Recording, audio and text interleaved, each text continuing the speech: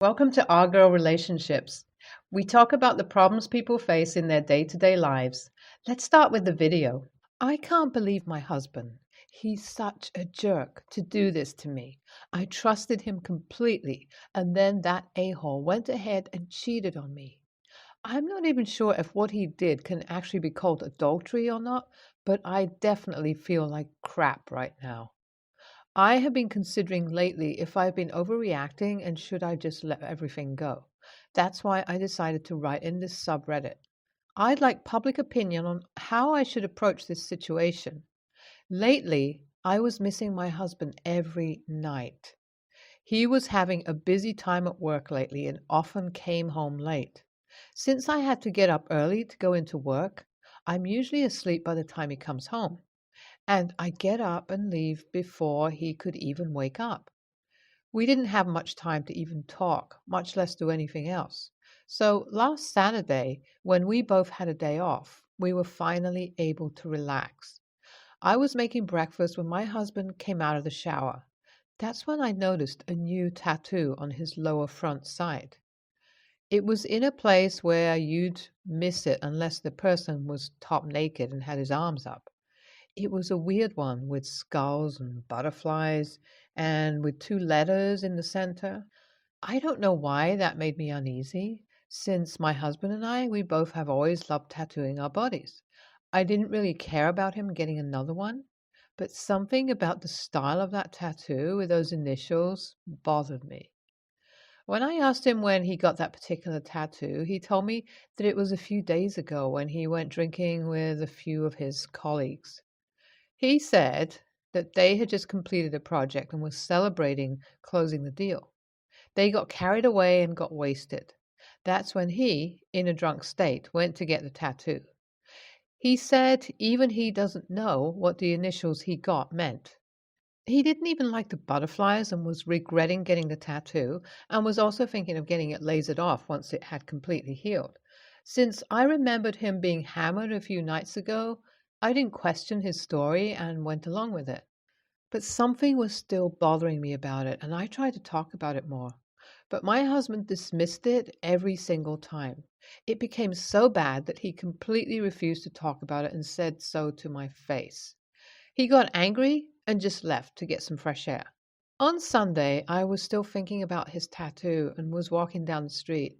I was going to just walk around and relax a little, but then I noticed a woman on the street. Usually, I don't notice people walking around and I tend to go about my business. But the woman was wearing a very short crop top, and below it, a tattoo was clearly visible. Now, before you think I'm crazy, I'll stop you. If it was just some skulls and butterflies, I would have let that go. But I could clearly see the same initials that my husband had at the center of her tattoo, too. I approached the woman and casually showed interest in her tattoo. I tried to get her to talk about it. I asked her where she got it, and she told me she got it about a few days ago with her boyfriend. Now, that was very coincidental. I couldn't dismiss the uneasy feeling I had anymore. I had to ask her more about it. I told her that I really liked that too, and what do these initials mean? She said that those initials represent the nickname she and her boyfriend used for each other. She said she was going to get the actual name initials tattooed, but her boyfriend insisted on getting these. I laughed a little and asked her what her boyfriend's name was. The name she gave me was also my husband's name.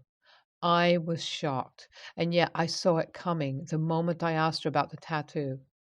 It was like the uneasy feeling I had was coming to reality.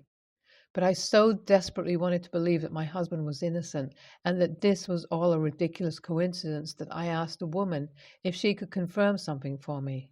I opened my phone and showed her the picture of me and my husband and asked her if she recognized him. Even before she could say anything, her face revealed the truth. I started crying and asked her if she could please verbally confirm their exact relationship. She told me that she met the guy through a project from her work and they were both interested in each other. She started dating him about a month ago. I asked her how far they had gone in their relationship. She looked at me with pity and said that they haven't crossed any lines other than kiss a little. I didn't know if I should feel a little relieved or angry at what happened. I thanked her for telling me the truth and left. When I came into the house, my husband was in the living room working on his laptop.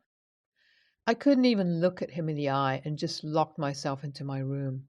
That evening, I packed a few essentials and just left the house without saying anything to him.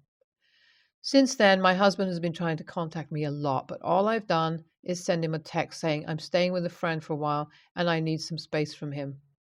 I don't know how to approach the subject. I'm completely heartbroken and still cannot believe the man I loved would cheat on me. Is it okay for me to just leave and not hear his side of the story? Should I let him explain or just ask for a divorce? I have given my situation a lot of thought and I think I'll go to my husband's place.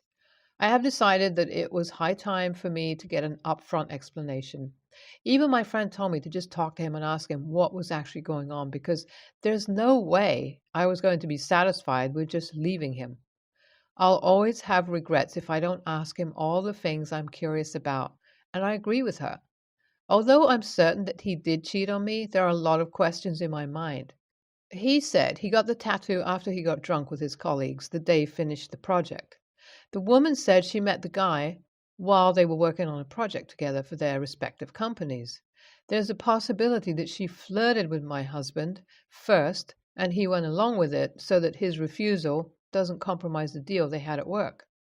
Or it's entirely possible that I'm making excuses for him right now. Either way, I'd like to give him the benefit of the doubt and get his story straight from him. I'm going to go home on Saturday and I'll update here once things progress.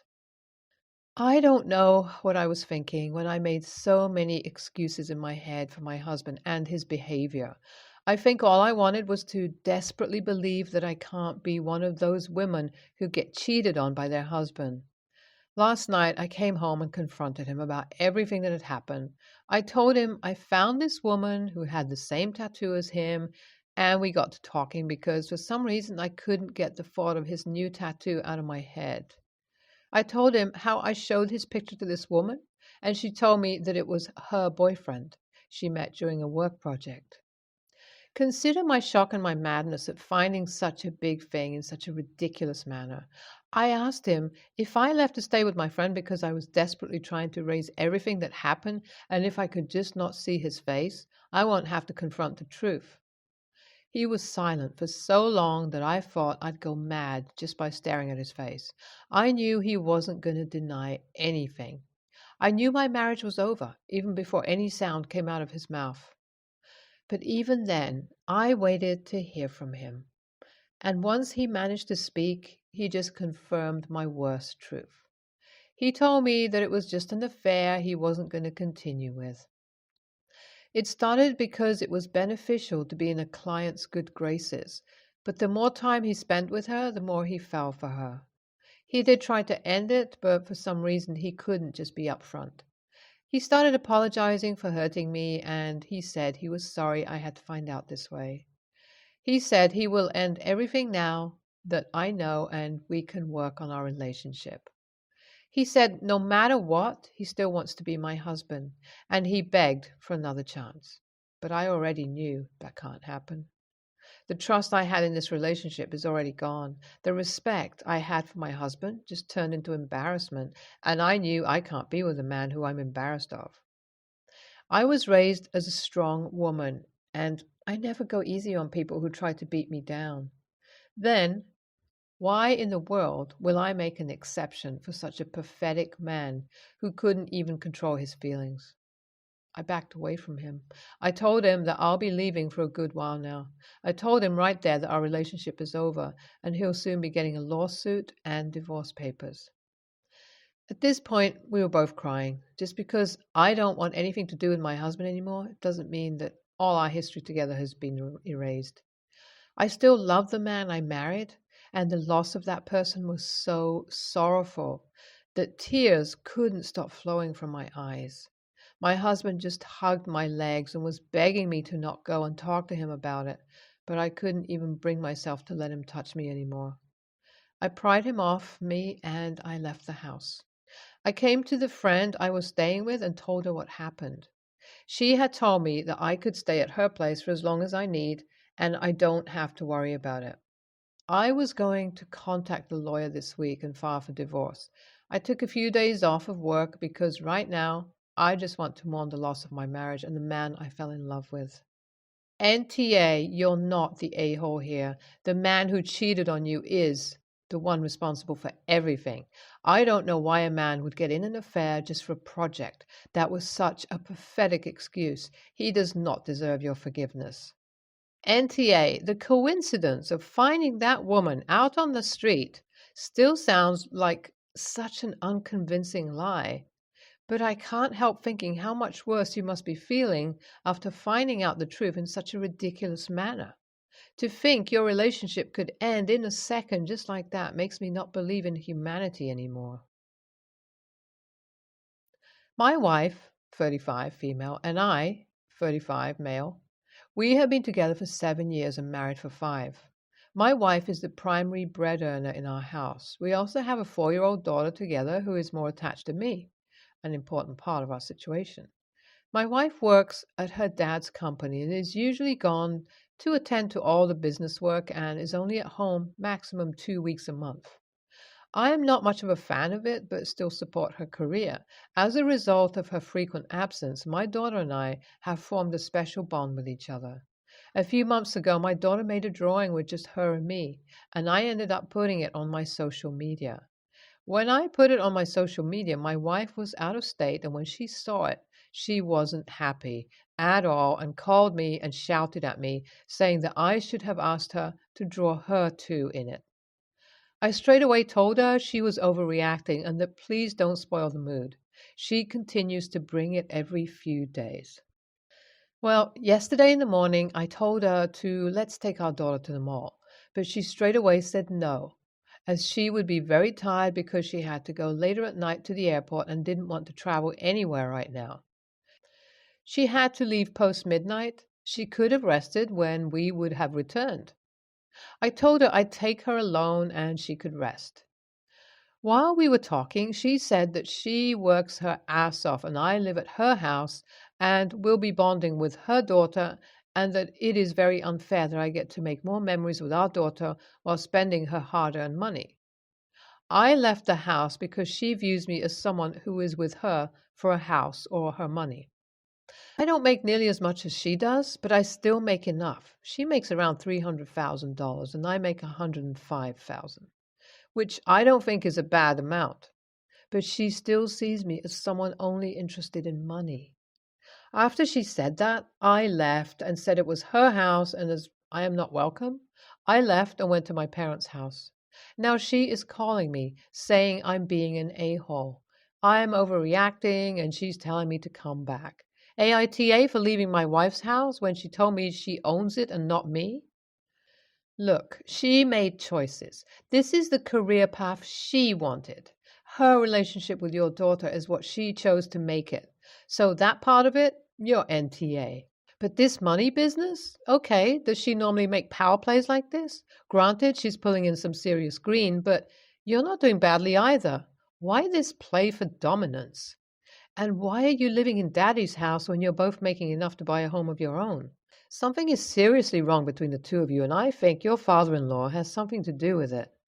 Do not leave your child in the middle of this. This will make her life hell, and both of you need to get out of daddy's house and into one of your own, far away from these power plays, which will destroy your family.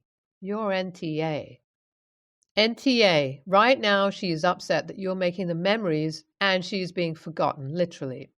Your daughter made a drawing that Mommy isn't in, and the day you left and left your daughter there, Mommy dropped her off at her parents' house and went to work. It's a sad situation that she has created for herself, but she needs to understand that it isn't your fault and she has no right taking it out on you. As for the house, you pointed out that she doesn't own the house either, and maybe she needs to be reminded of that you both live in her father's house for free. You'll need counseling. Talk with her, and maybe she can pencil her family into her schedule for some counseling. I'm 24, female, 7 months pregnant with my best friend's, Hope, 23, female, baby. She couldn't carry, and since I have a 3-year-old, I offered to be a surrogate for her and her husband, Mark. 2 months ago, Hope and Mark were killed in a car accident caused by a drunk driver. I was hurt, and I decided to adopt the baby after they are born. Mark and Hope's family were okay with it since they both can't take care of the baby. I promised them that they can be at all events and be in their life. I also plan to do a photo shoot of the baby with Hope and Mark, Ghost Photography. My family planned a baby shower so I can get items. I invited the actual grandparents, and I was so excited to tell them the gender of their grandbaby. Have them experience a baby shower for their grandbaby. When the baby shower came, Hope's mom helped decorate and make food. She told me how excited she was to be a grandma. She talked about how wonderful Hope would be as a mom, and we talked about baby's future. My cousin overheard and told Hope's mom that once baby is adopted, that my parents would be legally the baby's grandparents. She went on how Hope is dead and we'll never know how Hope and Mark would be as parents because they're dead. Hope's mom started to cry, and I yelled at my cousin and kicked her out. I called her a bitch and told her to leave.